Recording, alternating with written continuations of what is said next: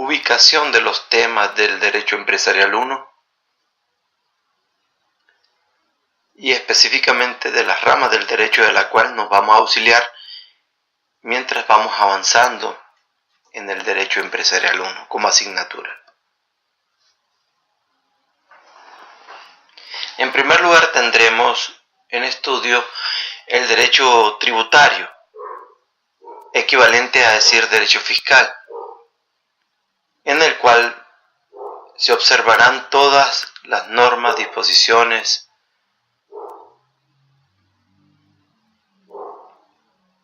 y temas más recurrentes del derecho tributario, como lo son lo relacionado a los impuestos, tanto los impuestos que se establecen ante el Ministerio de Hacienda y Crédito Público por medio de la DGI y DGA, así como los impuestos municipales en Nicaragua. Y una segunda parte que constituye directamente la rama del derecho laboral, en la cual tendremos en estudio todas las disposiciones que se orientan directamente al estudio específico de lo que son las relaciones laborales, así como tanto derechos y obligaciones que se tienen en el ámbito laboral. Para iniciar, hay que considerar el derecho tributario. Como ya había dicho, el derecho tributario es sinónimo de decir derecho fiscal, con la cual debe entenderse que derecho fiscal es la parte del derecho que concierne a la creación, liquidación y recaudación de los impuestos. En este sentido, creación de los impuestos que solamente puede hacerse por ley, de conformidad al principio de legalidad y de seguridad jurídica que establece para estos términos la doctrina convencional. Solo está en manos de los diputados de la Asamblea Nacional el crear impuestos. A nadie más se le concede. Es la potestad tributaria que recae sobre ellos. En este caso es de forma indelegable y a nadie más se le atribuye. En segundo lugar, al hablar de la liquidación de los impuestos, la regulación, pero también cómo se va a efectuar dicha liquidación, eso lo tiene por observación el derecho fiscal. ¿Cómo es que se deben de liquidar los impuestos? En este caso, a los interesados entes del Estado que se han facultado para tal actividad. Por último, al hablar de recaudación de los impuestos, pues ya hemos dicho, son entes del Estado los que se encargan de efectuar la correspondiente recaudación, sin menoscabo de que la misma ley también puede mencionar como recaudadores a los contribuyentes que como tal ha predeterminado la ley. Esto del derecho fiscal tiene mucha relación con lo que es el derecho financiero. En todo caso, desde mi perspectiva personal, digamos como que el derecho fiscal se encuentra contenido dentro del derecho financiero, ya que el derecho financiero es la parte del derecho que rige la percepción, gestión y erogación de los recursos pecuniarios con que cuenta el Estado para la realización de sus fines. En este caso, percepción de los recursos pecuniarios o dinerarios, hablándolo desde el punto de vista de su sinónimo más inmediato, percepción de los recursos dinerarios con que cuenta el Estado para efectuar sus fines, los fines públicos que tiene como tal. En este caso ya sabemos que son unos entes específicos que hacen la percepción. La parte de gestión, ya eso conlleva directamente lo que viene a ser la orientación específica de estos fondos a formar parte de lo que se llama directamente el presupuesto general de la República, con el cual se le hace frente a los gastos públicos o al gasto público como tal del Estado. Y con eso se hace la realización de los fines del Estado, que es soportar el gasto público. Por último, lo que es la erogación de esos recursos dinerarios o pecuniarios, en la cual debe de consistir en la distribución que se debe hacer a cada partida presupuestaria, la adjudicación, en todo caso, dineraria de cada partida presupuestaria. El tributo, como concepto, es sumamente indispensable ya determinarlo, porque es con nuestra base de estudio con la cual vamos a desarrollar toda esta primera parte del derecho empresarial 1 que se le atribuye al derecho tributario. En este caso es un ingreso de poder público el tributo que tiene el carácter de ingreso del derecho público en el sentido de originarse por el puro imperio o aplicación de la ley, a diferencia de lo que ocurre con los ingresos de derecho privado, que no nacen, en todo caso, nacen de un negocio jurídico privado como una venta o un arrendamiento. ¿Cómo se puede explicar esto? En todo caso, ingreso de poder público porque es la ley la que lo ha radicado como tal. En este caso, al radicarlo la ley, porque la ley lo ha creado, en este caso tiene carácter de derecho público porque lo que se pretende con estos ingresos es precisamente resolver una situación de carácter público como es el gasto público. Aquí expresa una diferencia que es lo de derecho privado, que en este caso nacen de un negocio jurídico privado. Si alguien vende, le vende a una persona particular, en este caso entiéndase un negocio privado, en el cual ellos entenderán el sentido de necesidad que se tiene de ese negocio privado. En este caso el arrendamiento sería otro. En el caso de la venta, el comprador debe entender una necesidad específica y el vendedor igual. En el arrendamiento lo mismo, el arrendatario tiene una necesidad específica y el arrendador como tal tiene una situación de necesidad la cual debe resolver y no es de derecho público porque no impera para todos esa necesidad, sino que es una necesidad demasiado particular. En este caso, al haber abordado esto, de que todo lo que se refiere a la parte impositiva o la parte de impuestos está orientado para sufragar el gasto público, se hace necesario hablar precisamente de lo que es los ingresos del Estado. Al hablar de los ingresos del Estado, en este caso estaríamos en virtud, ¿verdad?, de establecer en primer lugar un orden en los cuales se deben clasificar estos ingresos.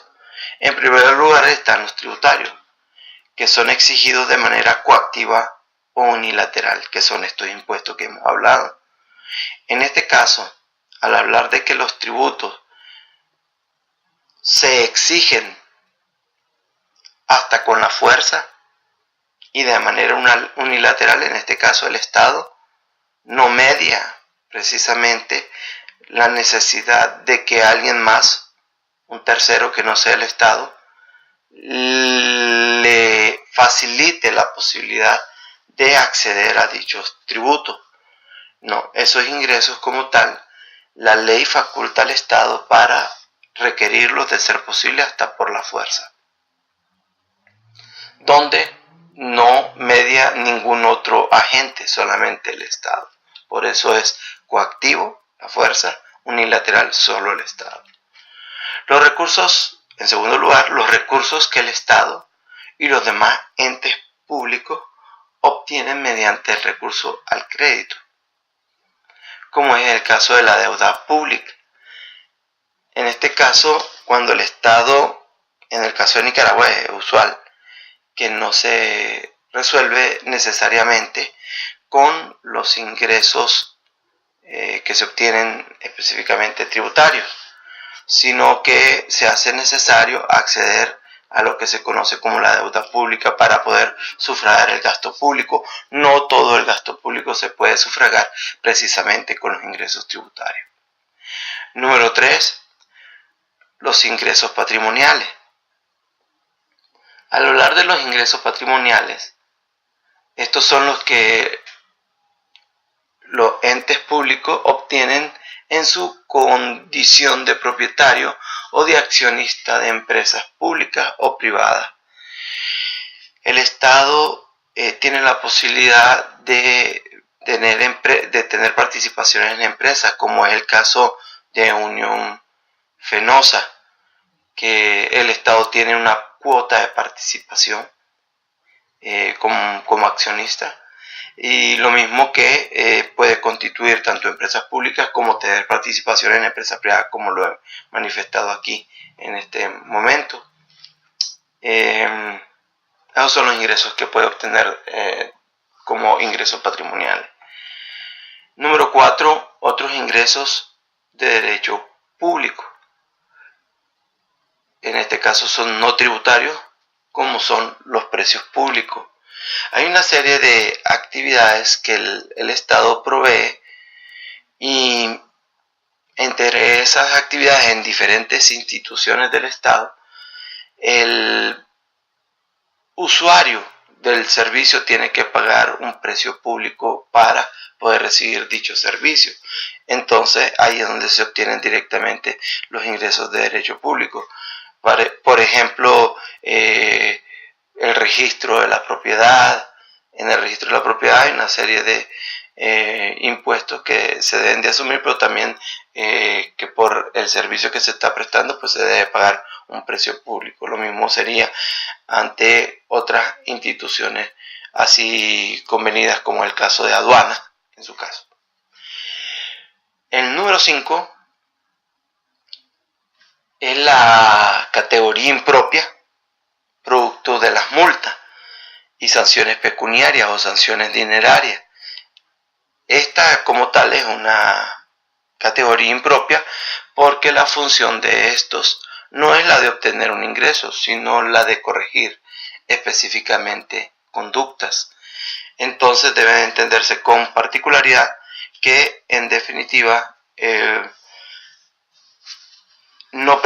con las multas no se pretenden los ingresos, lo que se pretende es precisamente corregir las conductas. Estos serían directamente los impuestos, los ingresos con los cuales el Estado cuenta para hacerle frente al gasto público. Hay una categoría más que no aparece directamente en el escrito, pero son los bonos públicos, los cuales también pueden facilitar un poco de ingresos para este efecto. Ahora que hemos hablado directamente de lo que son los impuestos y en qué sentido se aplican, para qué se aplican, cuál es la necesidad del fin de aplicar los impuestos, pues es necesario determinar que el impuesto afecta a todo tipo de renta, pero quiero poner un ejemplo de una específica renta en diferentes, digamos, términos o ejemplos en que se puedan dar las rentas. En este caso tenemos, por ejemplo, la idea de ser emprendedor. En Nicaragua la Constitución política refiere de que tenemos la libertad de empresa, y en este caso ejercer el comercio casualmente. Igual el Código del Comercio nos refiere a la posibilidad de ejercer libremente el comercio. Para emprender no se requiere de mucho. Algunos emprendedores han iniciado precisamente con poco. Pero vamos a poner un ejemplo, el ejemplo de los comerciantes, en este caso individuales o al por menor, denominados también así un poco, los cuales están caracterizados por precisamente ser como negocios informales que no llevan contabilidad formal, que son capaces de llevar a la venta una serie de productos, no solo un producto, sino un conjunto de productos, y de hacer todo tipo de transacciones de ser posible. De repente podemos ver un caramanchel en el cual se puedan estar vendiendo desde productos alimenticios, así como productos relacionados con la higiene, y de paso de una sola vez probablemente vendan recargas o activen recargas desde ese mismo punto. Entonces son el tipo de emprendimientos que en definitiva hay que considerar que son emprendedores. Ellos deben de tener una posibilidad de pagar impuestos, pero en menor cuantía y en menor observancia que otros. En este caso, para el ejemplo, este comerciante individual o al por menor estaría pues beneficiado por el régimen simplificado y que es especial, ¿verdad?, de cuota fija, o llamado simplemente como el régimen de cuota fija, en el cual más adelante vamos a hablar de él. Por otro lado, tenemos por ejemplo lo que son las sociedades. Todas las sociedades mercantiles tienen la posibilidad de poder desarrollar, ¿verdad?, una idea o conjunto de ideas, lo cual los pueden hacer prosperar grandemente. Estamos hablando de capitales más o menos ampliados, donde hay por lo menos la ejecución de al menos 2 o 3 o más socios con capital independiente y en el cual pueden desarrollar directamente pues su actividad como sociedad, en este caso para lo cual se hayan constituido y por lo cual ahora existen. Este tipo de emprendimiento está pues directamente relacionado con un régimen en el cual ya no es el régimen de cuota fija, sino que sería en todo caso el régimen general, conocido así en nuestra legislación nacional. Tiene una forma muy particular de tributar porque están ejerciendo una actividad económica, igual que el comerciante individual o al por menor también está ejerciendo una actividad económica, pero ese está comprendido, ya decía anteriormente, en el régimen de cuota fija. Estos otros estarían establecidos en el de régimen general.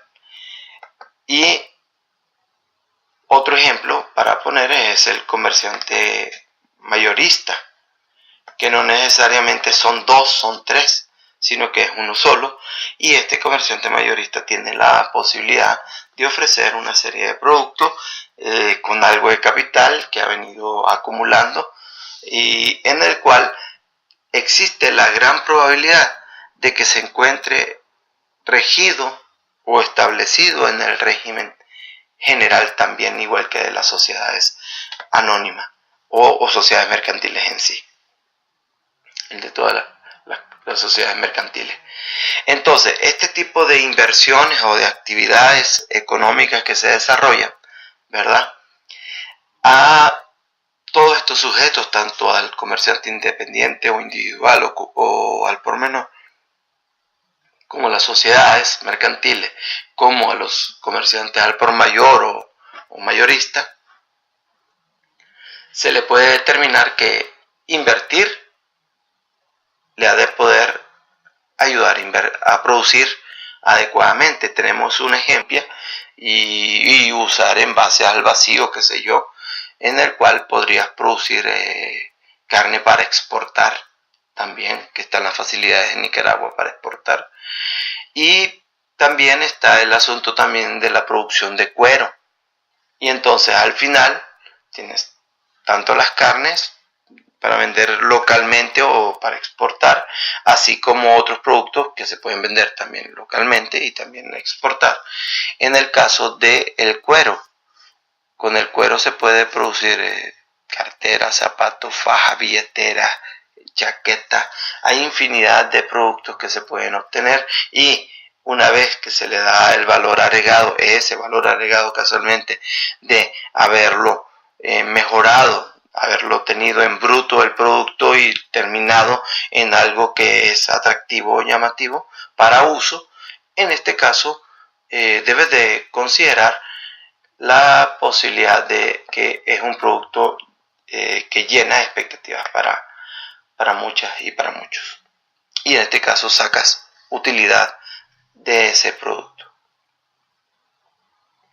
Entonces, en conclusión de este ejemplo, de toda inversión se obtiene en sí una utilidad, y en este caso, ¿verdad? En el caso que hemos planteado,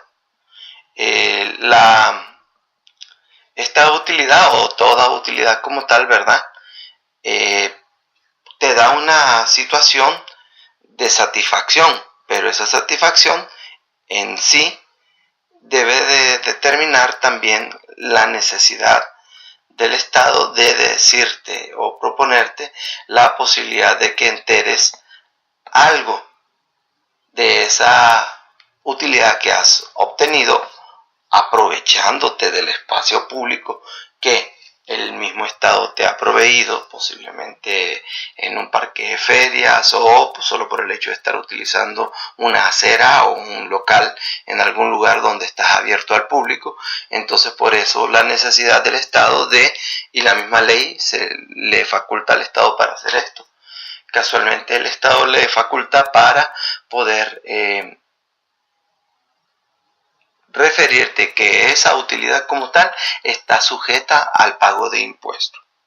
Entonces, has producido por tu inversión, pero de esa inversión sacas utilidad, y de esa utilidad has de pagar impuestos, y es algo que se debe tener totalmente a la vista, y sin hacer confrontación ni ejercer fuerza al respecto. En todo caso, aquí podríamos tener a la vista la balanza de la justicia con la equidad de paso, y de paso igualdad.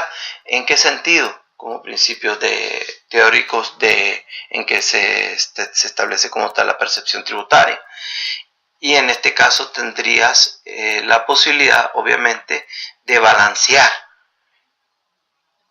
cómo te conviene invertir, qué te conviene invertir, sobre qué vas a invertir, para determinar así tu utilidad respecto a la inversión, y de esa utilidad asumir por justicia, por equidad, por igualdad, precisamente el impuesto que te compete o te corresponde. Estás coaccionado, acordémonos de esa palabra, a soportar el impuesto, y ahí podemos ver directamente a todos soportando el impuesto si se trata de sociedades o conjuntos familiares, porque también debemos de reconocer que a nivel de MIPYME pues tenemos en Nicaragua las empresas familiares como tal.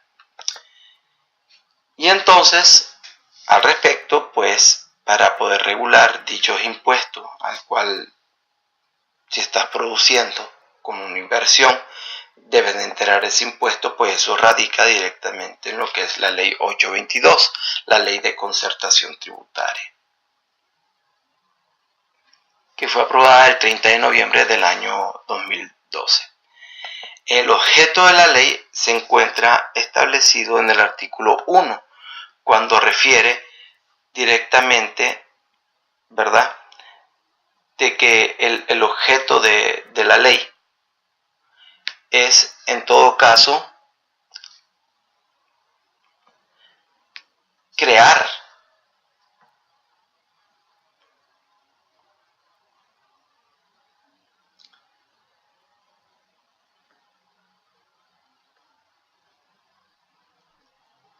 y modificar los tributos. Y estos tributos como tal que se crean, estos tributos que se modifican, están orientados pues a regularse, ¿verdad?, directamente su aplicación a nivel interno, no necesariamente a nivel externo, porque cada país entiende directamente los impuestos desde su localidad. Y en este caso, ¿cuál es el fin de aplicarlo como tal, verdad? A nivel interno, es con el fin de proveerle al Estado los recursos necesarios para financiar el gasto público. Aquí nos da directamente pues toda la facultad, ¿verdad? Que merece, ¿verdad? Toda la facultad que merece para la aplicación de este impuesto. En todo caso, esa sería la mayor de todas las justificaciones hasta hoy para determinar que es la ley la que le da al Estado esa potestad de crear el impuesto y modificarlo precisamente para sustentar o sufragar el gasto público.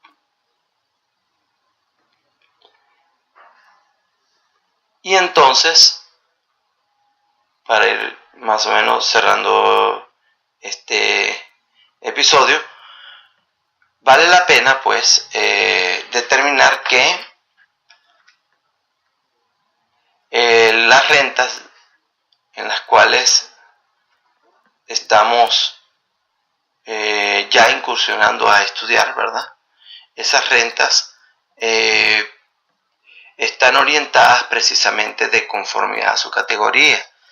Ya había dicho anteriormente que la ley refería que toda renta estaba sujeta al pago de impuestos. Ya he hablado de las rentas que se orientan específicamente por actividades económicas, que ponía el ejemplo del comerciante individual, del comerciante en sociedades y los comerciantes mayoristas. En este caso tenemos los tres tipos de rentas, las cuales son las rentas del trabajo, que es otro tipo de renta. Además de las rentas de actividades económicas, tenemos en esas actividades económicas como tal, tendríamos al comerciante individual en la cuota fija, la comerciante mayorista y en las sociedades mercantiles en el comercio, en el régimen general como tal. En todo caso, en las rentas de trabajo, ¿quiénes serían directamente los que están obligados a pagarla? Están obligados a pagarla quien obtiene la renta. ¿Quién obtiene la renta en el trabajo? Bueno, si yo trabajo, en el momento que estoy trabajando, precisamente en ese momento que efectúo mi trabajo, yo particularmente obtengo un salario. Con ese salario tengo que resolver precisamente la posibilidad del pago de impuestos. Si amerita, de conformidad al artículo 23 de la Ley de Concertación Tributaria, la Ley 822 que estamos iniciando a estudiar, yo tengo la obligación de pagar ese impuesto. Pero hay unas formas particulares en que se debe de aplicar ese impuesto y cómo se debe de efectuar la correspondiente recaudación. Eso lo vamos a explicar más adelante. Y la otra renta también, que es de interés, que es la renta de ganancias y pérdidas de capital. En este caso, esas rentas como tal se orientan pues a actividades específicas que se realizan de manera extraordinaria, no de manera ordinaria. No se debe de parecer directamente a lo que es actividad económica. Cuando estamos hablando frente a las pérdidas y ganancias de capital como tal, es necesario que tengamos presente que esas rentas de capital es porque mi capital o mi renta, mis ingresos aumentaron de manera ocasional. Digámoslo así, yo tengo un vehículo y si lo puedo vender en ese momento que lo estoy vendiendo por haber aumentado mi renta, por haber precisamente logrado esa venta de ese vehículo, se debe interpretar como una renta de capital y en este caso ganancia de capital en el sentido de que voy a obtener un fondo del cual yo debo de rendir un impuesto, que fue ocasional, porque yo no me dedico a vender vehículos.